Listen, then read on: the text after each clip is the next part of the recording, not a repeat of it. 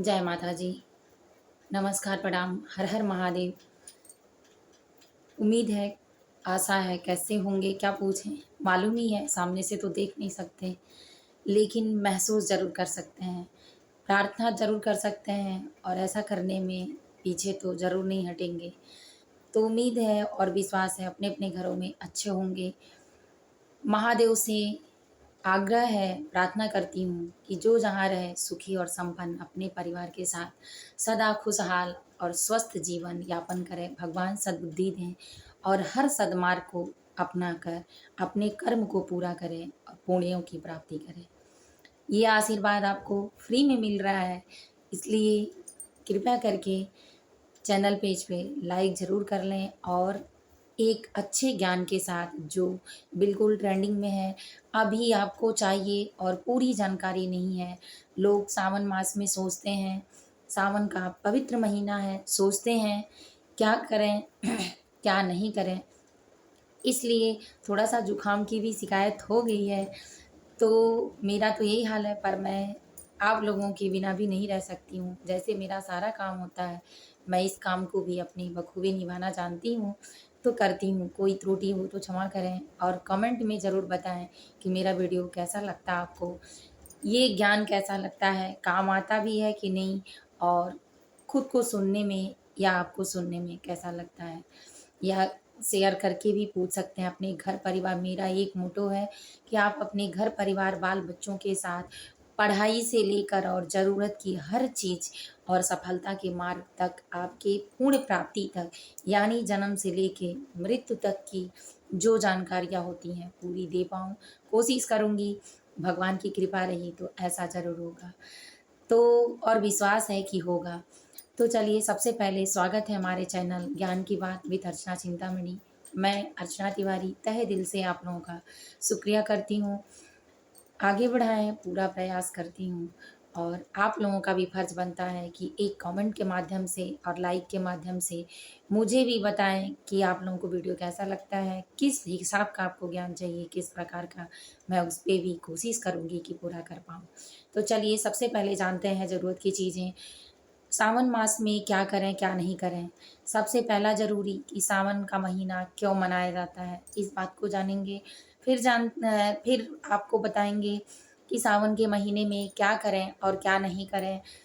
दूसरा तीसरा बताएँगे कि आपको ये करने से क्या फ़ायदे होंगे और चौथा बताएँगे कि आपके घर की विपत्तियों में अगर कुछ ऐसा है जो आपको परेशान कर रहा है, तो यही एक ऐसा महीना है कि जिसमें उन विपत्तियों से आप छुटकारा पा सकते हैं। तो चलिए जानते हैं, वीडियो में बने रहें, स्किप करके बिल्कुल ना देखें, पूरा कोशिश करें कि वीडियो पूरा देखें। 10 20 मिनट आप दे देंगे, तो इससे आपका वो फ़ायदा होने वाला है जो आप दिन भर लगे रहते हैं, उससे नहीं।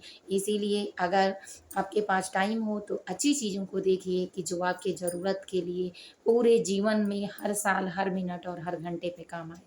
तो चलिए सबसे पहला जानते हैं कि सावन का महीना क्यों मनाया जाता है?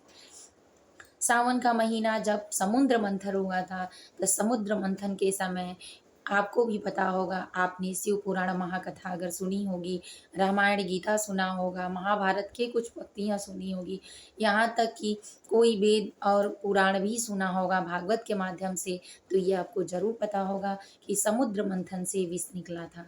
तो जब समुद्र मंथन हुआ, तो एक तरफ राक्षस का जो असुरों का जो संहार था, वो था और एक तरफ देवी-देवता थे। देवता एक तरफ खींचते थे और असुर एक तरफ, दोनों में आधे-आधे बँटवारे पे थे और ये था कि जो पहले घड़ा ले लेगा, जो घड़ा अमृत निकलेगा, उस घड़ा से जो पी लेगा, वो आजीवन पृथ्वी पर ही रहेगा, स्वर्ग में ही रहेगा।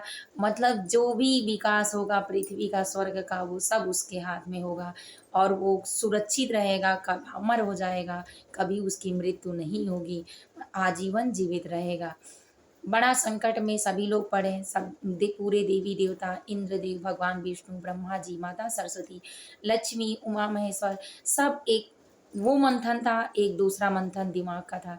सोचने लगे कि ऐसा क्या किया जाए कि जिससे उन सबको ना मिले, नहीं तो पृथ्वी का सर्वनाश हो जाएगा। हर जगह कुरीतियाँ हो जाएँगी, असुरों का राज होगा, तो हमारी पृथ्वी प्रलय हो जाएगी। गंगा माता, माता धरती, ज़मीन आसमान सब रोना शुरू कर देंगे। तो बड़ी विचित्र दशा हुई सबकी, सबने एकत्रित होकर मीटिंग एकत्रित की।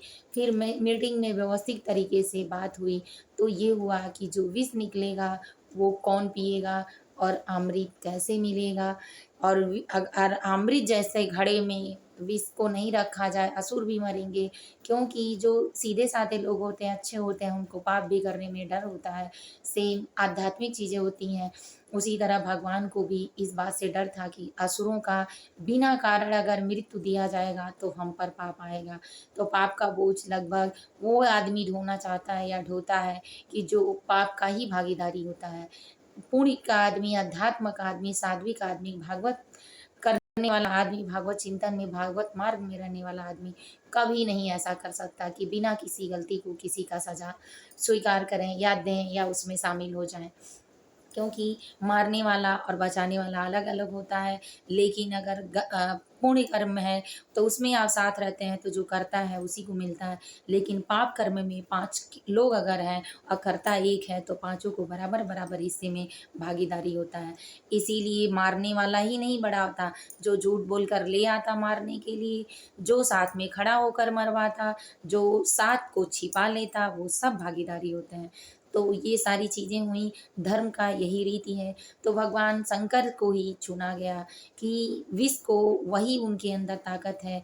इसलिए ताकत है क्योंकि जहरीले साग, बिच्छू, केकड़े, कीड़े-मकोड़े सब उनके साथ, जिन चीज़ों को कोई नहीं अपने साथ रख सकता, जिसको नकारात्मक माना जाता है, उन्हीं के अंदर ये क्षमता है कि जो साथ में रख कर भी भयंकर से संहार का रूप लेते हैं।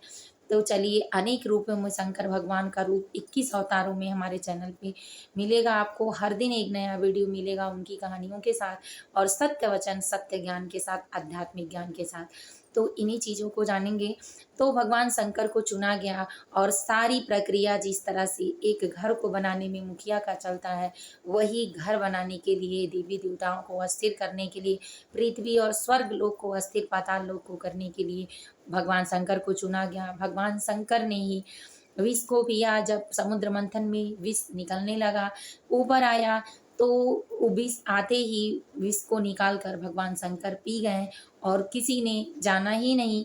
बाद में सारी बातें सबको पता चली और विष के घड़े में भगवान ने जल भरकर अमृत के हिसाब का बना दिया। जिस तरह अमृत का घड़ा निकला, उसी तरह से जो विष वाला घड़ा था उसको हटाकर और अमृत घड़े का नया डुप्लीकेट तैयार किया गया भगवान के माध्यम से, और वो घड़ा अमृत समझ के असुर लेकर चले गए और अपने में व्यवस्थित हो गए, मस्ती में खाने पीने लगे और इस तरह से अमृत का पान सभी देवी देवताओं ने कर लिया। तो असुर हमेशा पीछे ही रह गए और देवी देवता आगे हो गए।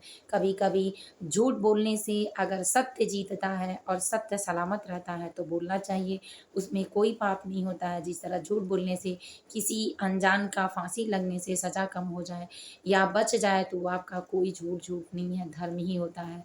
तो इस तरह से उनके कंठ में ही विष रह गया जो वो पी लिए। वो विष उनके कंठ में, आप इसीलिए उनको नीलकंठ भी कहा गया। और भगवान के कंठ में रहने के कारण जलन होने लगी, तो उमा व्याकुल होने लगी, सारे देवी-देवता व्याकुल होने लगे। तो सब ने गंगा जल जहाँ-तहाँ से, समुद्र मंथन से ही जो गंगा जल बचा था वो सब मिलाकर भगवान शंकर को, और गाय का दूध, वहीं गाय टहल रही थी, भगवान श्री कृष्ण का उनका दूध लाकर पिलाना शुरू कर दिया। गाय का दूध ठंडा होता है और गंगा जल पवित्र होता है। इन दोनों चीज़ों से भगवान शंकर को पिलाकर और उनके विष का जो ज़हर था, जलन हो रहा था, उसमें शांत किया। तभी से, और उस समय पेड़-पौधे वहाँ हरे-भरे थे, समुद्र में इसलिए हरे-भरे थे क्योंकि जब देवी-देवता अमृत का पान करने लगे तो खुशहाल की बारिश हुई। उस बारिश में सभी जितने पेड़-पौधे थे खुशहाली से, जिस तरह से मनुष्य खुशी में सुंदर, स्वच्छ दिखाई देता है और उसकी सुंदरता मजबूत और सकारात्मक दिखाई देती है, सेम उसी तरह बारिश के मौसम में महीना महीना सावन मास का था। उस महीने में हरी-भरी चीज़ों का पता ही है कि बारिश से खुशी हुई, बारिश हुआ और उसमें सारे पेड़-पौधे हरे-भरे दिखाई देने लगे। तभी उमा ने पूरे प्रकृति को देखकर कहा कि जो सावन मास में स्त्रियाँ हरा चूड़ी, हरी साड़ी पहनेंगी, शौक और श्रृंगार का दान श्रृंगार का दान जो सौभाग्य का दान करेंगी, उनका सौभाग्य अखंड रहेगा। इसलिए जब भगवान को जलन होने लगी, तो उमा ने भी देवियों को सौभाग्य की चीज़ें दान में दी थीं, ताकि उनका सौभाग्य बढ़ जाए, भगवान शंकर को कुछ ना हो। तब से सावन के मास में भगवान के शिवलिंग पर गंगा जल और गाय का दूध चढ़ाया जाता है और सारी स्त्रियाँ सुहाग का सामान मेहंदी, चूड़ी, बिंदी, सिंदूर, काजल, रंग, कान की, हाथ की, पैर की, साड़ी, जो चीज़ें भी होती हैं सुहाग की निशानियाँ, सब कुछ दान में देती हैं। देना चाहिए, जिससे सौभाग्य की वृद्धि होती है, आपका पति कुशल मंगल रहता है, घोर बीमारियों से मुक्ति मिलती है।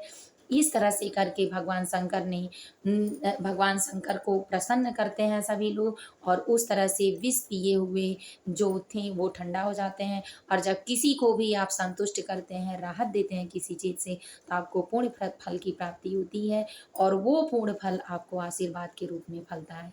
तो निश्चित है, उम्मीद है कि आपको ये चीज़ें समझ में आई होंगी कि सावन मास क्यों मनाया जाता है। दूसरा जानते हैं कि सावन मास में पूर्ण फल की प्राप्ति आप कैसे कर सकते हैं, आपका धर्म कैसे बढ़ सकता है। पहला कि आप सावन मास में भगवान भोलेनाथ के मंदिर का दर्शन करें। दूसरा, आपको भजन, कीर्तन, आध्यात्मिक चीज़ें ज़रूर करनी चाहिए। तीसरा, ओम त्र्यंबकम यजामहे सुगंधिम पुष्टिवर्धनम उर्वाचा रुक्मी बंधनात् मृत्युर्मुक्षेमामृतात् और ओम नगेंद्राय त्रिलोचनाय भस्मांगरागे महेश्वराय नित्याय शुद्धाय दिगंबराय तस्मै नकाराय नमः शिवाय। ओम नमः शिवाय, ओम नमः शिवाय। इस तरह से पंचाक्षर नंबर जो है वो भगवान का जो मंत्र है और ओम नगेंद्राय मंत्र जो है और त्रयंबकम, ये मंत्र जाप ऐसे हैं कि जो आपको अकाल मृत्यु से बचाएंगे, आपको अकाल मृत्यु से बचाकर दीर्घायु प्रदान करेंगे, आपकी हर संकट बाधा को दूर करेंगे। तो इसीलिए ओम नमः शिवाय मंत्र का जाप या त्रयंबकम या नगेंद्राय का जो सारे शिवलिंगों को याद करके भगवान के सारे नाम आप लेते हैं, पुण्य होता है। तो इस नाम का जो जप करता है उसको 108 बार अगर करे रोज, तो अनेक पुण्यों की प्राप्ति होती है। उसके बाद शिव महापुराण का पाठ करना चाहिए। अगर आप नहीं कर सकते हैं, समय कम है, नौकरी पेशे वाले हैं, टाइम नहीं है, कोई और ज़रूरी चीज़ें हैं, तो उसमें आप शिव महापुराण ना पढ़ के उनका सिर्फ चालीसा पढ़ेंगे और अच्छे कर्म करेंगे, साध्वी बने रहेंगे, तो निश्चित है कि आपको पूर्ण फल मिलेगा। तो ये करें।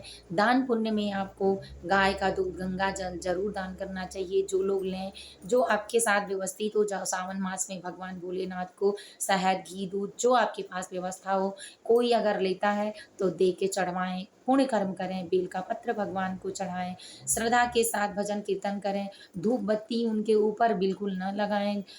इन सारी चीज़ों को याद रखें। आध्यात्मिक रूप से श्रद्धा भजन के साथ सात्विकता का जीवन यापन करें और सदा सद्बुद्धि के साथ स्वच्छ वस्त्र पहनकर पूजा पाठ करें। इस तरह से सौभाग्य की चीज़ें औरतें दान करें। तो इस तरह से आप पूर्ण कर्मों का जो करेंगे, इस फल की प्राप्ति होगी और महादेव को आप प्रसन्न कर पाएँगे इसी सावन के महीने में।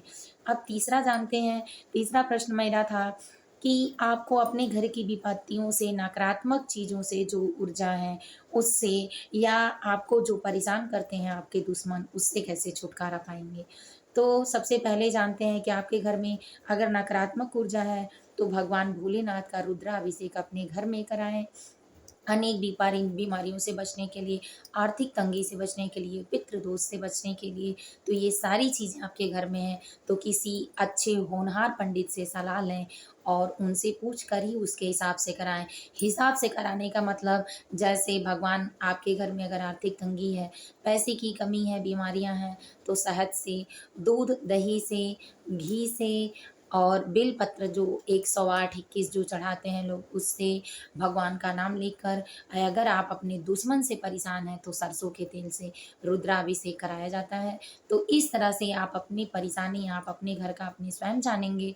तो इसके हिसाब से बिना किसी से बताए पंडित के माध्यम से पूछकर और अपने घर में आप इस तरह से कराकर अपने कष्टों से मुक्ति छुटकारा पा सकते हैं। चौथा ये है कि आप इन सारी चीज़ों के करने के बाद अगर पुण्य कर्म में चाहते हैं तो पंडितों को भोजन कराएँ। अपने घर सावन मास में सत्यनारायण भगवान की कथा कराकर या शिव चालीसा सामूहिक रूप से पूरा परिवार एक साथ बैठकर पढ़कर प्रसाद वितरण करें और एक साथ खाएँ, गाय कुत्ते को भोजन कराएँ। माता तुलसी में गंगा जल को अर्पण करें। तो इस तरह से आप अपने पितृदोष से भी मुक्ति पा सकते हैं और उम्मीद है कि इन सारी जानकारियों से आप संतुष्ट हुए होंगे और आशा करते हैं कि आप वीडियो को लाइक ज़रूर करेंगे, आगे बढ़ाएँ, शेयर करें। किस हिसाब का वीडियो आपको चाहिए कमेंट में ज़रूर बताएँ। ये सारे ज्ञान आपको अगर अच्छे लगे हों तो वीडियो को शेयर करना बिल्कुल ना भूलें, लाइक करें। जय माता जी, हर हर महादेव।